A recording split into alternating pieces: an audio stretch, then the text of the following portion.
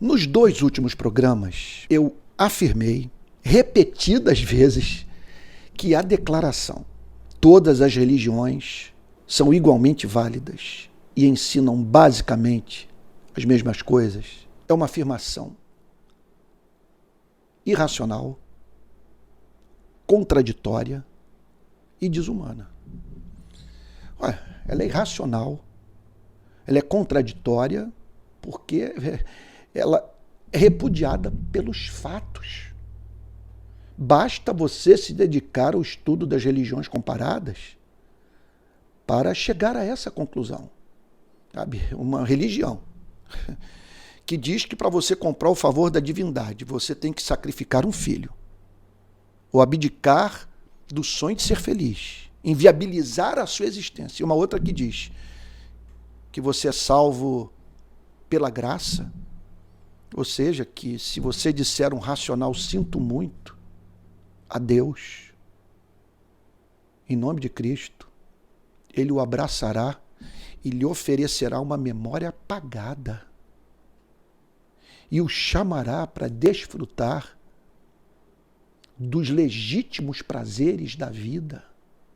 Veja, comendo a comida e sentindo o sabor, por passar a ter Deus como vínculo dos seus momentos de alegria. Veja só, são 2 religiões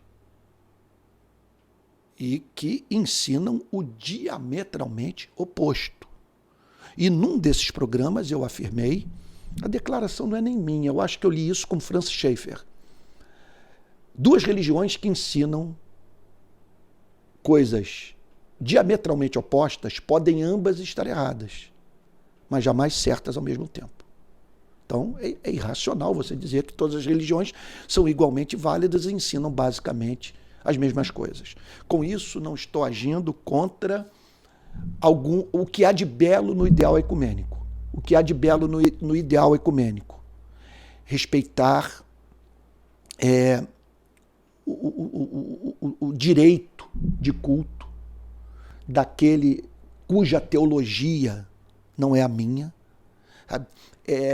o amar, o servir e me juntar até mesmo a ele nas ocasiões nas quais as nossas pautas convergem. Então, nós podemos ser encontrados nas ruas, no parlamento, na porta do palácio, defendendo o direito e a justiça. Sabe? Agora, Deus não pede essa humildade de você e de mim. Quer dizer, que nós tenhamos que abrir mão das nossas convicções a fim de andarmos humildemente como Deus quer que andemos.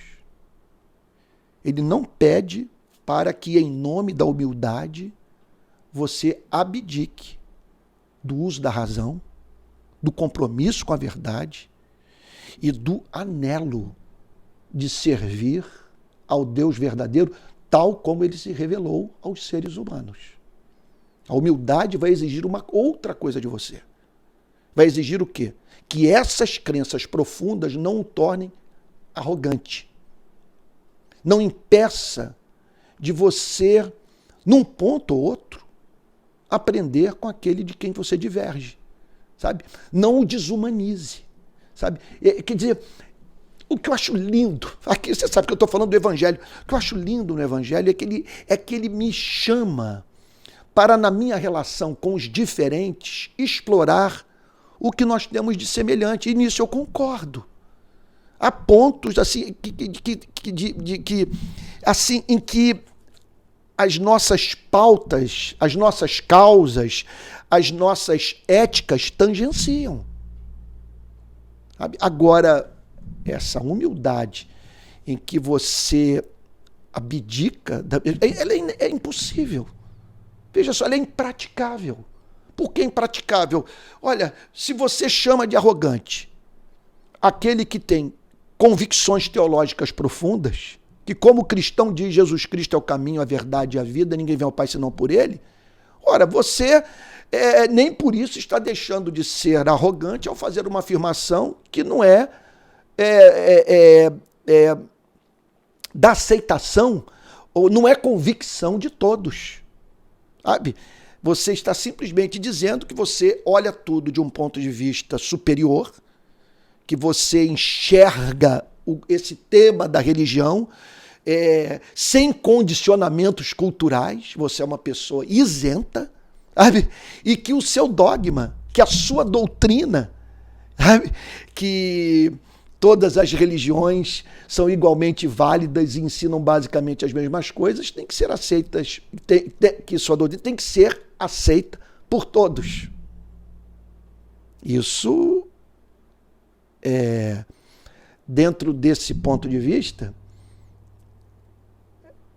teria que ser considerado necessariamente arrogante. E não há como sustentar uma afirmação como essa empiricamente. Você não tem como exigir de mim, sabe, que eu diga amém para esse credo.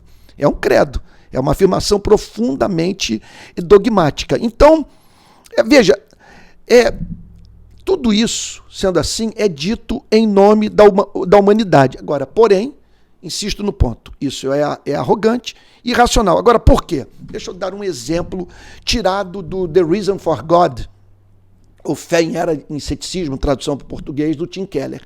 Ele menciona uma metáfora largamente usada pelos defensores dessa afirmação, desse dogma, que as religiões, quer dizer, que todo caminho leva a Deus, que as religiões ensinam basicamente as mesmas coisas. Então, há aqueles que dizem que é como cegos tateando um elefante. Cada um toca numa parte do elefante, sabe? Cada um tem a percepção que lhe é permitida ter, mas ninguém vê o todo. Ninguém vê o todo. O que há de contraditório nessa afirmação é que essa pessoa, eu sei que eu estou sendo redundante, mas talvez ao repetir o ponto, se torne mais claro para você o quanto é valioso nós desmascararmos essa humildade hipócrita.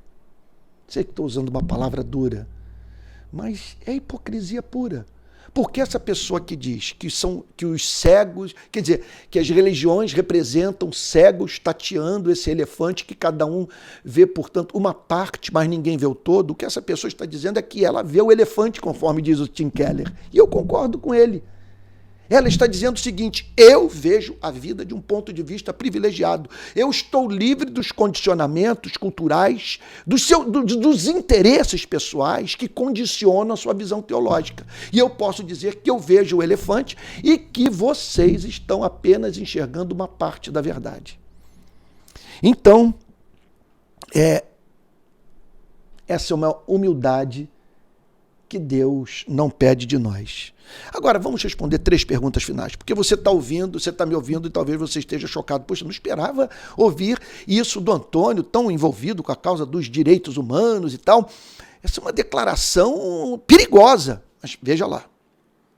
A questão que nós temos que responder é a seguinte: qual credo exclusivista?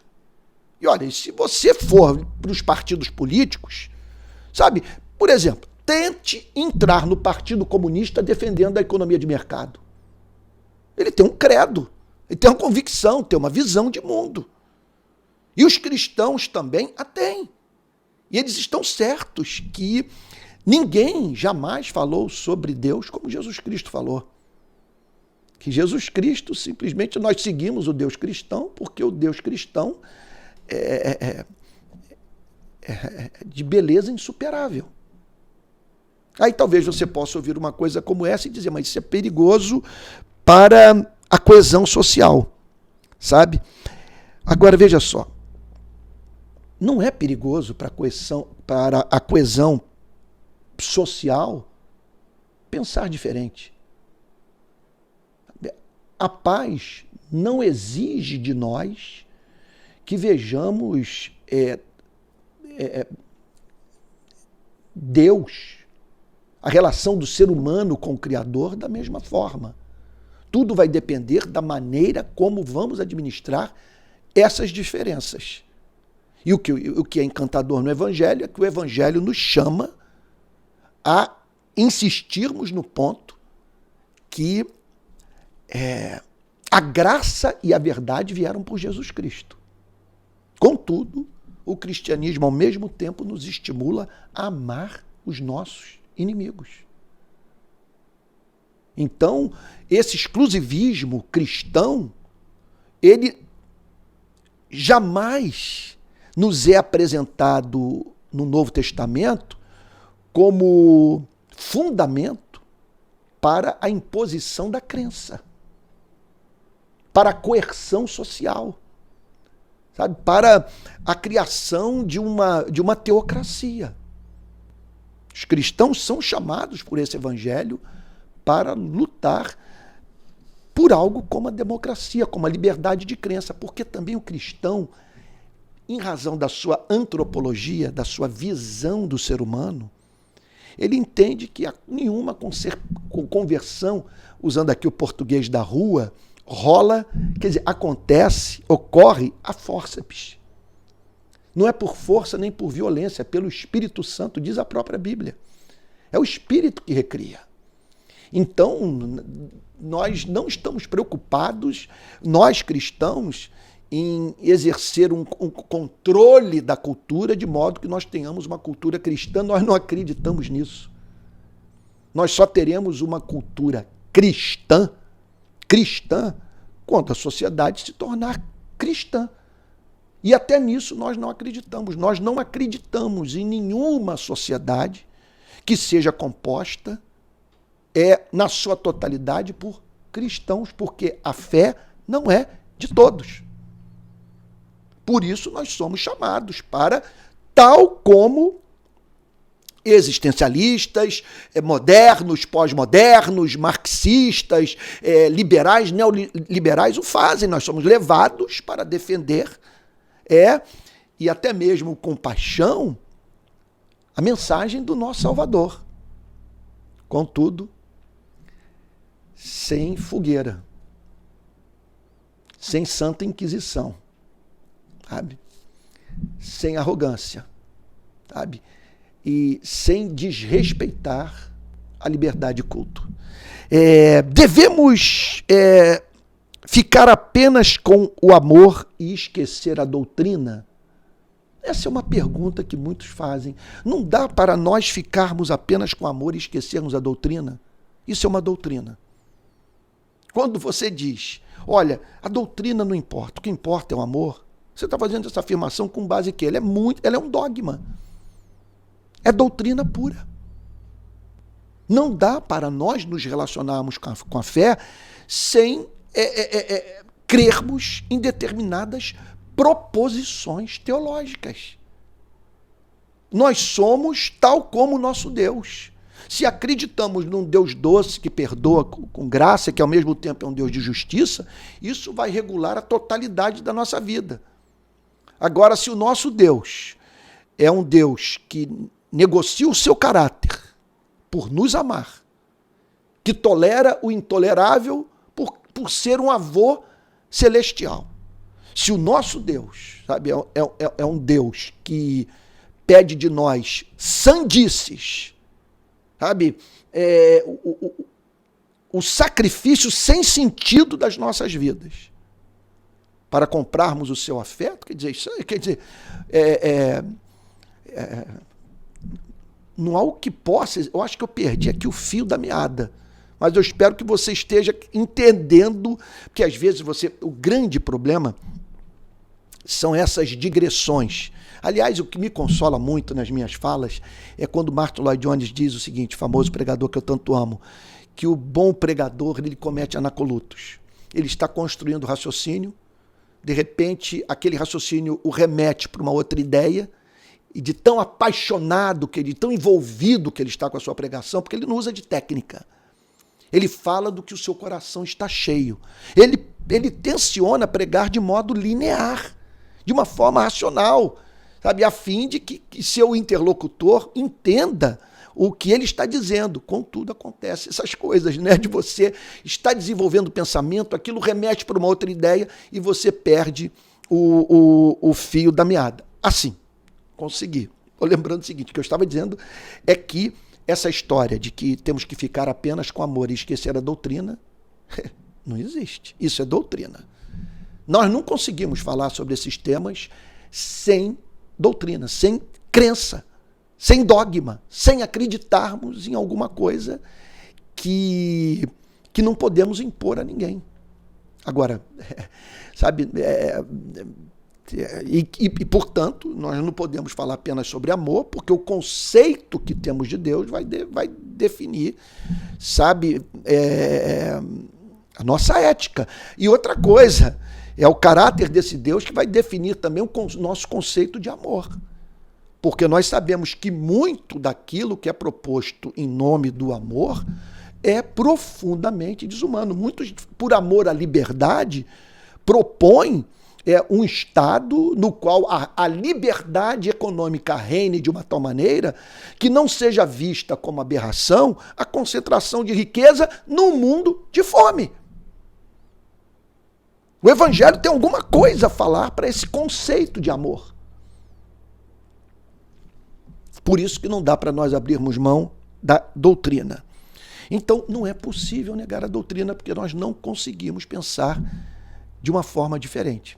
Sabe? São as nossas crenças que vão até mesmo determinar a definição da palavra amor.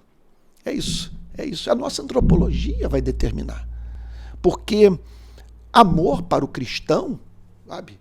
O amor para o cristão não é apenas prover para ele acesso a bens materiais. Amor para o cristão não é apenas as prateleiras dos supermercados cheias e todos empregados, pleno emprego. Não, amor para o cristão é a classe trabalhadora ter tempo para o sexo, ter tempo para a literatura, para o contato com a natureza, para os relacionamentos interpessoais, em especial com a família, com aqueles que nós amamos, com aqueles que nós conseguimos ter interlocução, que alimenta a alma, que comunica a vida. Então, do nosso conceito de amor, quando esse conceito é aplicado à sociedade, o cristão não está preocupado apenas com salário, erradicação da fome e pleno emprego. O cristão quer saber se nessa sociedade as pessoas têm tempo para viver. Elas conseguem respirar, como diz o C.S. Lewis. Modelo político-econômico que não me permite sentar à mesa e tomar um chá com um amigo, sabe, não é do meu interesse. Não está atendendo às minhas expectativas. Então, porque nós acreditamos que o ser humano é possuidor de uma dimensão espiritual, o nosso amor nos leva a conceber essa sociedade como uma sociedade que tem que permitir que a classe trabalhadora tenha tempo para o culto a Deus, para adoração no templo, ou dentro de casa, ou debaixo de uma árvore, na companhia dos seus irmãos na fé. Tá bom? É isso aí, vou prosseguir falando sobre religião. Nós temos ainda alguns programas nos quais eu quero tratar desse tema tão importante para a apologética cristã. E envie suas dúvidas. Mande para os comentários. Eu vou ter prazer em mencioná-las. Se você me permitir, vou mencionar pelo seu nome. Antônio, você não foi claro quando fez essa afirmação no programa tal. Eu vou ter prazer em responder as suas questões, tá bom? Lembrando que o lema é aquele do Francis Schaeffer, responder de modo honesto as perguntas honestas, tá bom? Deus te guarde. Olha, eu tenho um pedido a lhe apresentar. É constrangedor, eu tenho muita dificuldade de tratar desse tema. Mas eu estou aqui para solicitar o seu apoio financeiro ao meu trabalho. Você tem afinidade intelectual comigo. Nós pensamos de modo parecido. E você sabe que a opção que nós fizemos não foi fácil. Nós não somos maioria no país. E esse meu ministério de ensino, ele não é bancado por nenhuma grande instituição. Sabe? Eu dependo da ajuda de pessoas que têm essa afinidade intelectual cristã comigo. Então eu peço que você colabore, ajudando-me, portanto, a bancar esse programa. Sabe? Quer dizer, o meu trabalho nas redes sociais e ampliá-lo, espalhá-lo e fazer com que ele cresça em excelência. Você pode me ajudar de 3 formas. A primeira delas é se tornando membro do meu canal de YouTube. A segunda é enviando sua contribuição para esse Pix, palavraplena@gmail.com. E a terceira é você fazer parte da plataforma Apoie-se, eu acho, ou Apoie, tá bom? Que é uma plataforma que tem como objetivo ajudar pessoas a canalizarem recursos para projetos nos quais elas acreditam. Em fazendo assim, você vai viabilizar um sonho de espalhar o evangelho pelo país, ajudar as pessoas a conhecerem a sua beleza e suas implicações práticas para os mais diferentes departamentos da vida.